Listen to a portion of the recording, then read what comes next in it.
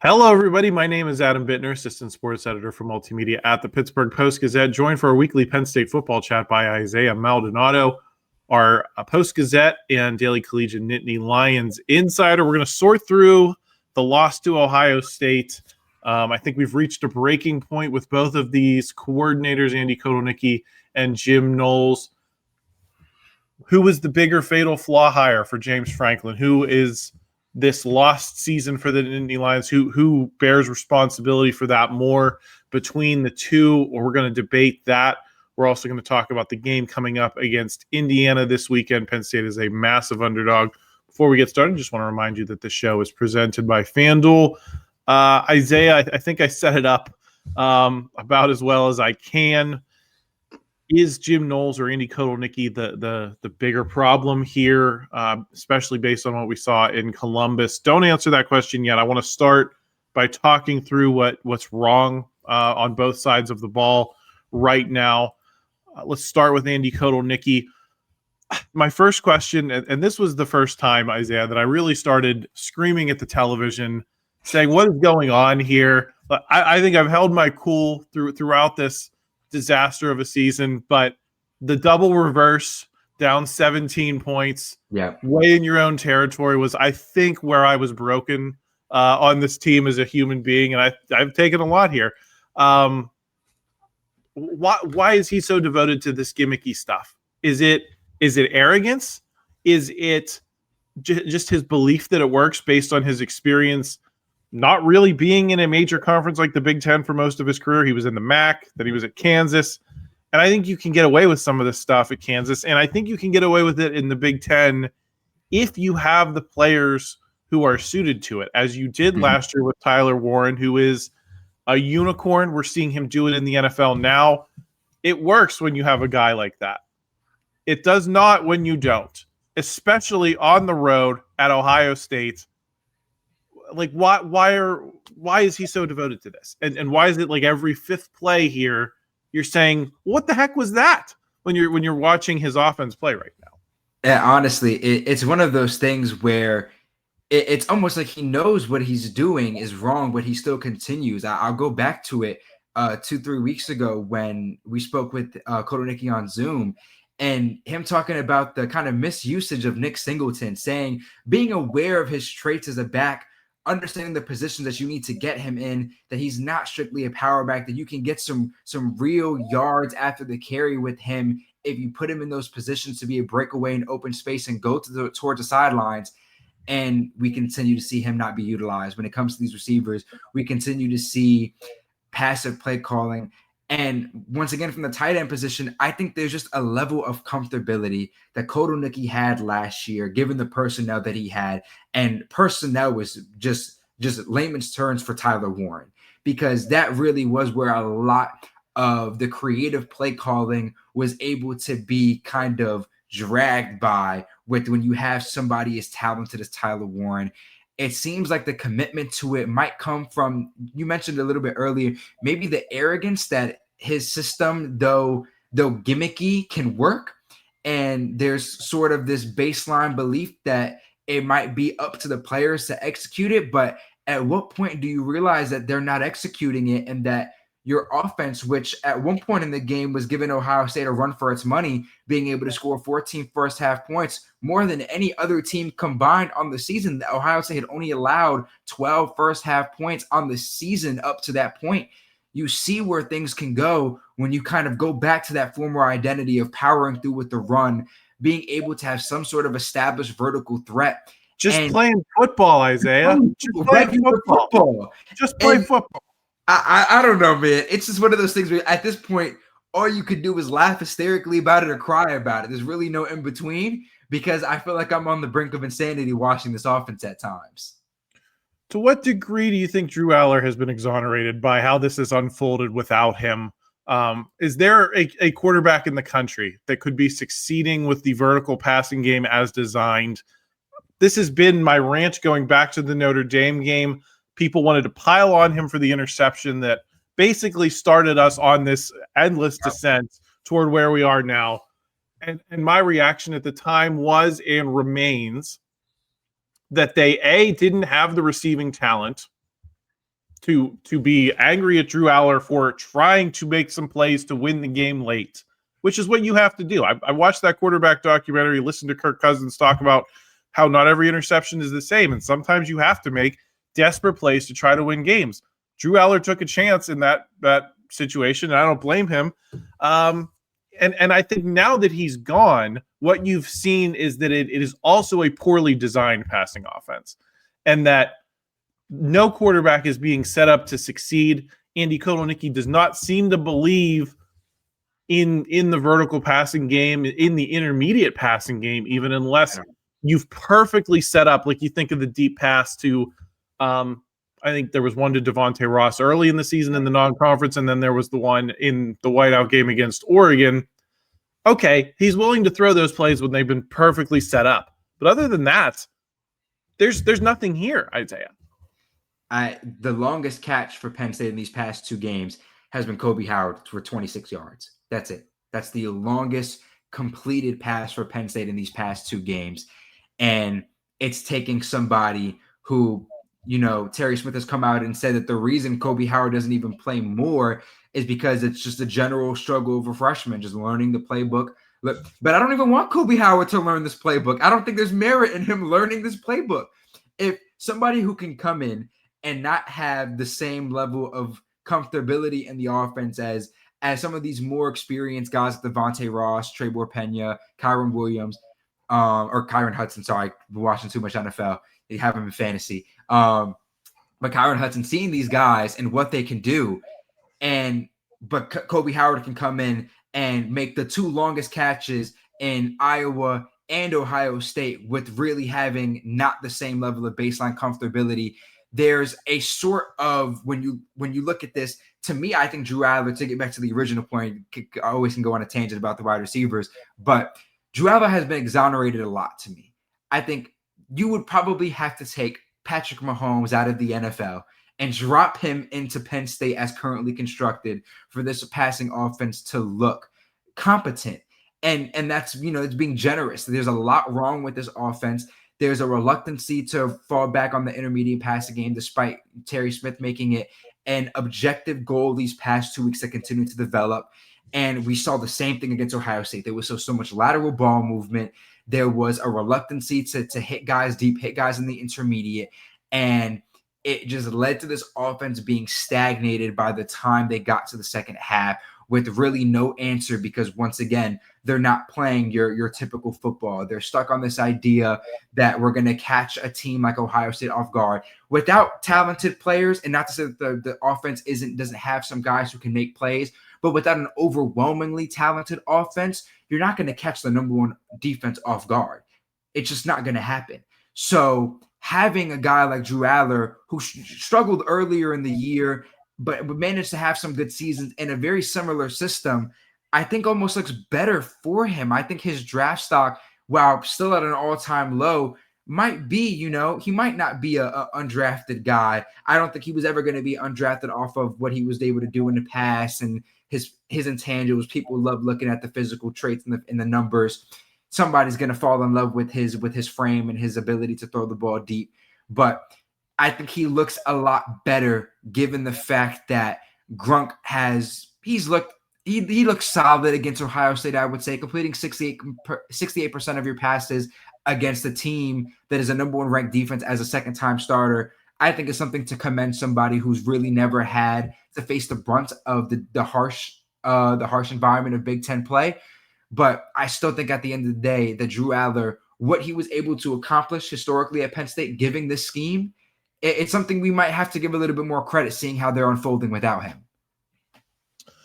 Isaiah, I wanted to talk a little bit about this Penn State beat fixation on these young wide receivers. You mentioned Kobe Howard.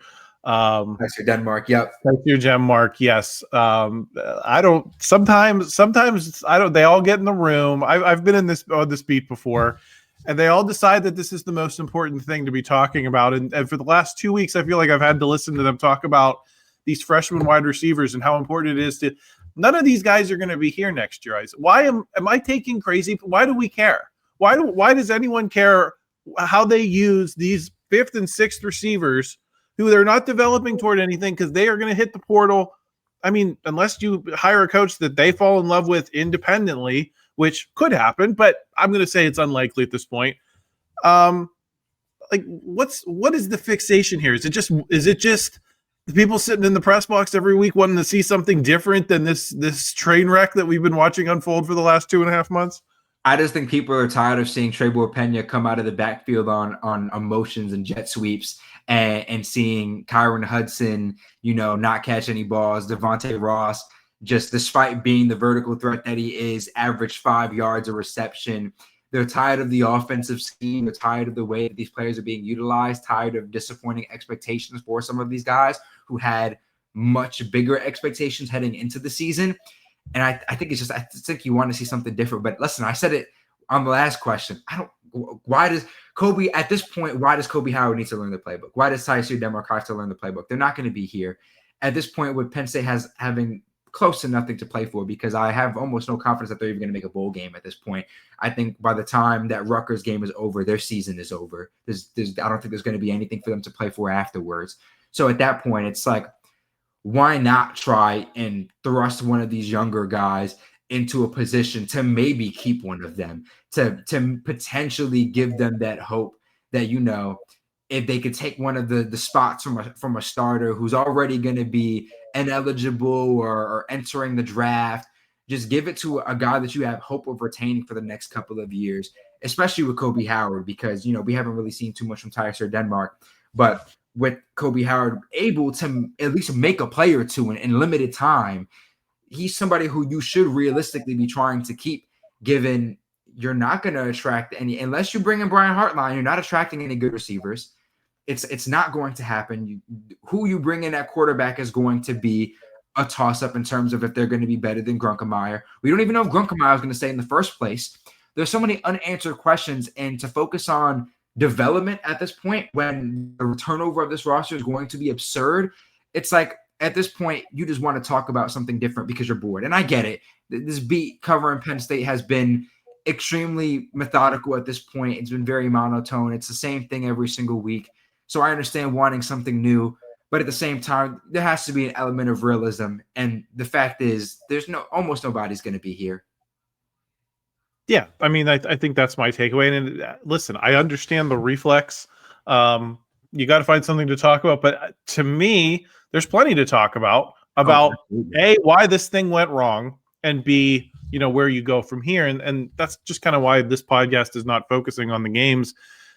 To be blunt with everybody, we're not going to focus on the games insofar as, like, what's the matchup this week between this defensive back and this. It doesn't matter. So we're talking about the big picture concepts here the rest of the way, and I'm just I'm just quizzically thinking about why are we talking about this, because most of these guys are not coming back. Isaiah, let's switch sides to the defensive side. In terms of who was the bigger swing and the miss for James Franklin, I think there's a compelling story to be told for Jim Knowles as well. Were you surprised how little he had for Julian Sayin, who only had 3 misses on the day? Just ripped apart in man coverage. Didn't have the guys to stick with these Ohio State receivers. We were just surprised he played as much man as he did, and putting these guys in situations where you're covering some of the best wide receivers in football when maybe you don't have the horses for that. I think it's a double-edged sword at this point, because do you trust the personnel in the backfield more than you do up front? I think I might have to say so at this point. I think A.J. Harris, who's definitely had his struggles this season, has still been okay. He's still going to be probably a top 5 corner in this upcoming draft. He still has a lot of upside to him. He's still able to make a play. Zakee Wheatley has been the strong spot of this defense the entire season. So I think putting it in their hands to make a play on Cardinal Tate and Jeremiah Smith wasn't a bad idea. I would have had a little bit more faith and them running that zone and being a little bit more confident in the intermediate and trying to stop passes there if they didn't lose Tony Rojas. But I think the weakness at linebacker has definitely hit them hard. And I think it's led them to wanting to avoid having to dealing with those guys in the intermediate. They would rather let their objectively most talented players try and take them down, but it obviously didn't work. Julian Sayin might not have been your quarterback obviously, when during your time at Ohio State, but you were still able to see him in practice, see what he was capable of, what he's done this year. Despite how many people saying has surprised, it should have come as the least surprise to you, given the fact that you saw what he could do behind closed doors, and you should have had a better answer for it. So while I'm not surprised that they ran as much man as they did, do I think it was the right choice? I think they were going to get killed either way, objectively speaking, with how disappointed the defensive line has been. And I understand the sentiment of, once again, trusting your most talented players. It didn't work. Obviously, they combined for over 270 yards and 3 touchdowns. But I think more so from a scheming perspective of trying to pressure Julian Sayin is where he fell short, more so than the coverage of those wide receivers, because that was going to be an impossible task no matter what you ran, man or zone. But I think there was a world where you could have made Sayin a little bit more uncomfortable than he was. And I mean, like you said, 3 incompletions, 87% completion percentage. He was having a day back there. He was skipping through daisies. Yeah, I mean that's ridiculous. There's a difference between having success and doing what Julian Sayin did the other day, and that's what we're talking about. We're not talking about shutting him down. We're not talking about Ohio State not scoring. We're talking about just providing some level of resistance, and Jim Knowles wasn't able to do that. And what is the excuse here, Isaiah? Because we talk about the offensive side of the ball. You can point to the injury at quarterback. You can point to the receiver talent that hasn't borne out as you planned. That has been a recurring problem. The offense, I feel like, started here and has fallen off to here. The defense started way up here. It's not even in the frame of yeah. And the production is now down here off the screen. There's been compared to expectations, I don't know that the offense is dramatically far off what we expected. It's definitely worse. Definitely some frustrating things. The defense is a disaster. Oh, absolutely. And without the personnel excuses, what could you possibly come up with for Jim Knowles here? Is it just a matter of this, he is trying to implement some very different concepts compared to what was there before, and these guys just didn't pick it up? Because to me, it shouldn't be this hard. Yeah. Whether or not you're as good as you were under Manny Diaz, under Tom Allen, okay, maybe there could be some room for fall off there as you're making this transition, but it's a disaster, and it should not be. When you look at the actual personnel, obviously the most notable loss on the defensive side of the ball was Abdul Carr, no questions. I think the defensive struggles might raise concerns, and if Dani Dennis-Sutton has what it takes to be that pass rusher that everybody's going to go to stop. I think we obviously saw him thrive last year as a secondary guy, the weak side guy, the one that's going to draw less attention, and what he was able to do last year. Abdul Carter offered so much presence you needed to stop him. So maybe that's a little bit of the reason. But at the end of the day, when you look at this defense from top to bottom, a lot of it is very similar personnel. Obviously, you got Zuriah Fisher back, and Zuriah Fisher is by no means Abdul Carter, but another guy who knows the system, has been able to make a play from time and time again this season. It has some moments where he looks really good. So from the defensive line standpoint, you still have Zane Durant, you still have Dani Dennis-Sutton, 2 guys that were preseason All-Americans, were on the Bednarik preseason watch list. These are guys that had the expectation of being some of the best defensive players in the country and were unable to do so. So from a personnel perspective, it's definitely disappointing. And then when you go into the backfield, you still got AJ Harris, you still got Saki Wheatley, you brought back King Mack, you hyped up Antoine Belgrave shorter. Elliot Washington had some plays from time and time again. So a lot of the same guys that were able to show those flashes last year under Manny Diaz's system, that just haven't been able to replicate. When you look at just the defensive scheme as a whole, it's clear that they haven't learned it. Terry Smith spoke about it being more of a gap control defense as opposed to being a rush the quarterback defense for the defensive line. But you're not great at stopping the run. You're not good at stopping the run. So gap control there is already a presence. Opposing quarterbacks are still able to scramble and break free and make plays with their legs. So what gaps are you controlling if you're not going to be able to consistently pressure the quarterback? They had 15 pressures against Ohio State.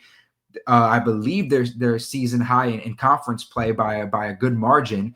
So something positive to look for there. But at the end of the day, only one quarterback hurry. We saw how comfortable Sayin was. We saw how ineffective man coverage was, despite some of the guys in the secondary being their strongest assets. It really just comes down to the fact that it doesn't look like the players are comfortable in this scheme. And it makes them look as if they've gotten worse. And I refuse to believe that Abdul Carter was such a big point that you rendered other guys that had these great expectations practically ineffective. We haven't seen Dani Dennis-Sutton with a sack since week 2. So at this point, there's only Isaiah. No one in the team has more than 2 sacks. No one. Tony Rojas is tied, and he hasn't played in 5 weeks. It's terrible. They're not able to get to the quarterback. They're not able to generate that pressure. They're not great at stopping the pass. Their run defense has been dodgy all season. So at this point, the only thing that you can point and say is that they don't like this system. Whether they say it or not, they don't like it because they can't execute it. And we've had this conversation of when do you draw the line of if Jim Knowles should try and switch off of this hybrid style defense and go to a system that these guys are more familiar with executing. And they haven't. They've rode it out to the end, and they're going to die on this hill. And die on this hill is exactly what they're going to do, because they're probably not going to get another win this season aside from maybe Michigan State. Or Rutgers is pretty bad. I almost forgot that we played them last. But so they might get 2 wins, and that's being generous. I think they get 1. I think Rutgers is that win. We will see on that front, Isaiah. So, all right, after all this, who do you think is the bigger whiff? I'll go first. I think the Knowles hire, I think Jim Knowles is a better coach than Andy Kotelnicki. I think that is evidenced by he just won a national championship a year ago. I think with enough time, it could work here if you get the right personnel. Is he going to be here for the next coach? I don't know. I'm not ready to completely give up on the concept of Jim Knowles. That's what makes it a complicated question, because for this team, I think Jim Knowles was the bigger whiff by James Franklin. Going into the season saying we need to make a solid hire here to maintain our national championship standard that we believe we're going to hold this team to.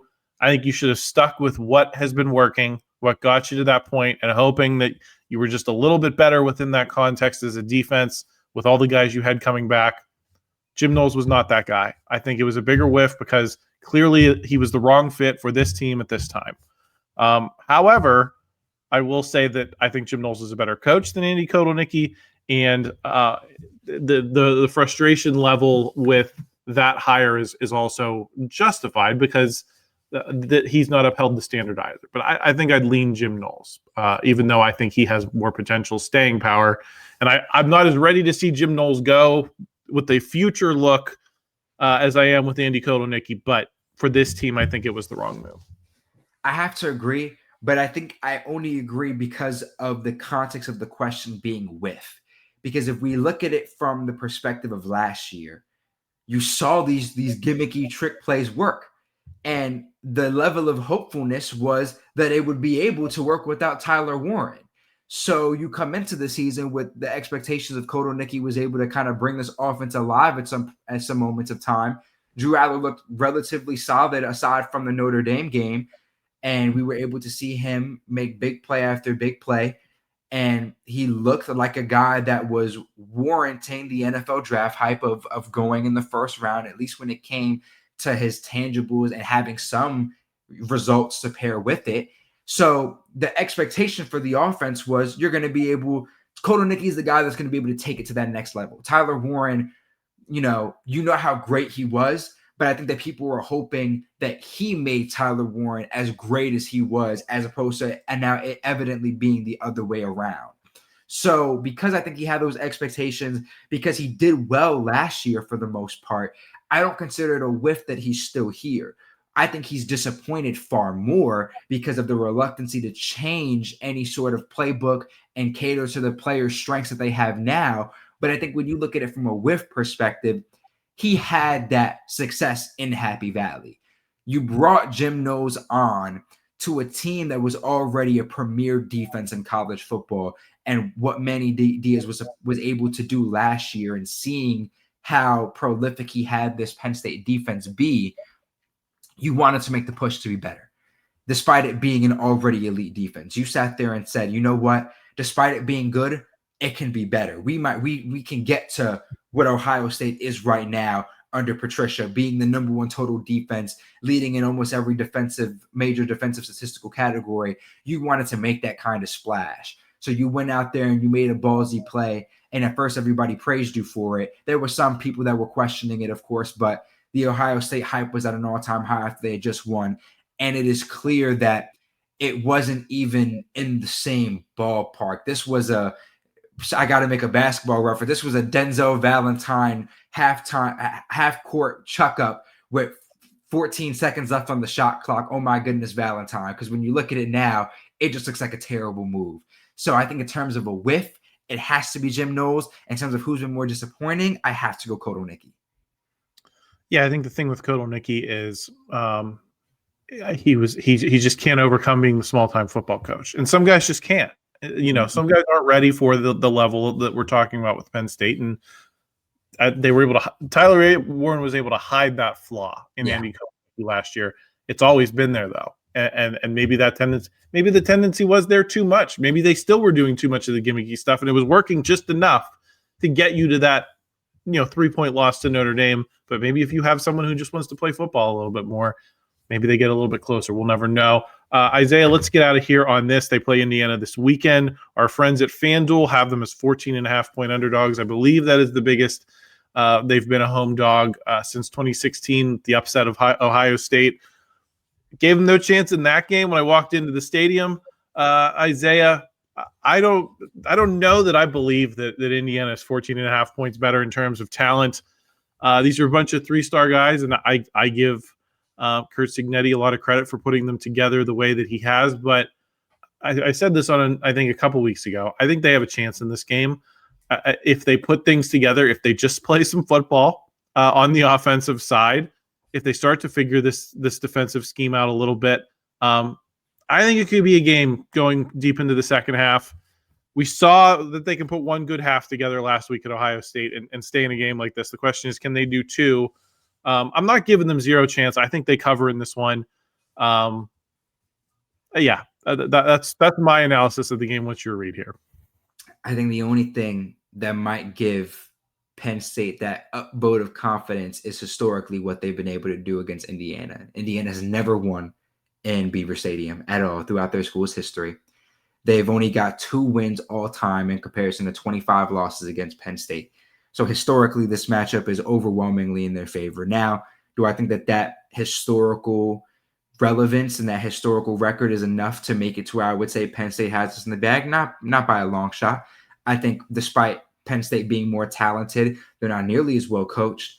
And I think we saw with Curt Cignetti and his win over Oregon, what they've been able to do against objectively more talented competition and still be able to win by more than a score. They won by 10 points and shocked a lot of people when they thought Oregon was going to be an objective favorite. And I think it's going to be a very similar case here. I don't think this loss is as bad as the Ohio State loss. I think a lot of what Penn State or what Indiana defense kind of thrives at, and Grunkemeyer kind of hinted to this a little bit during media yesterday, but their ability for takeaways. They're, I believe, 7th in the country in forced turnovers, but a lot of that comes from interceptions. And this isn't a team that throws, that is super prolific. I think if they're going to dominate, it's going to be with the run. They've generated 5 fumble recoveries on the season, so they've also been able to force those turnovers on the ground. But I do think that knowing what Penn State's game plan is, it's been the same. It's going to stay the same. Make the game as easy for Grunk as possible. Allow Kyron Allen to dominate. On paper, maybe get Singleton involved, but that's never happened. So at this point, it's just looking like a 20-plus carry Kyron game and a 5-carry Singleton game. And they're going to have to dominate on the run. I think that Indiana's defense is obviously less prolific than Ohio State. I think the game is going to be a little bit closer. I hope that they capitalize off of being able to, score those 14 first half points that they did against Ohio State. Grunkemeyer said that, that led to the opportunity of a big play being presented and that the team was able to at least see them.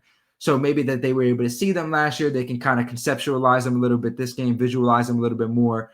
We see Grunkemeyer take another step because he did have a very big step up from his Iowa to his Ohio State game. Maybe he takes another big leap. But at the end of the day, I do have them covering the spread, but I do think that this would be a loss regardless. Yeah, I guess I'm just not buying Indiana as what it's being sold to me as. And I don't know that I've seen them do it enough at the level that we've seen Penn State fail at for so long, Isaiah. It's not this easy. College football is not this easy. And yes, you got to give them credit for the win at Oregon. That's a very solid win. Penn State should have had more of those over the years, but do I think Indiana is suddenly this juggernaut with the talent they had recruited on this roster? No, I don't. So I think Penn State will be in this game. Do I think they'll win? I'm not saying I think Penn State's going to win, but I think it's going to be a game. So we will see how that unfolds. But Isaiah, thank you for joining me this week. If you're just joining us on the channel for the first time, please subscribe. I would love to have you along for whatever is coming from here, both on the field and off the field. Please like this video if you enjoyed it. Help us out in the YouTube algorithm. And please consider subscribing to our written coverage at post-gazette.com. That certainly helps us out a lot. So we will see you over there, and we will talk to you again next week.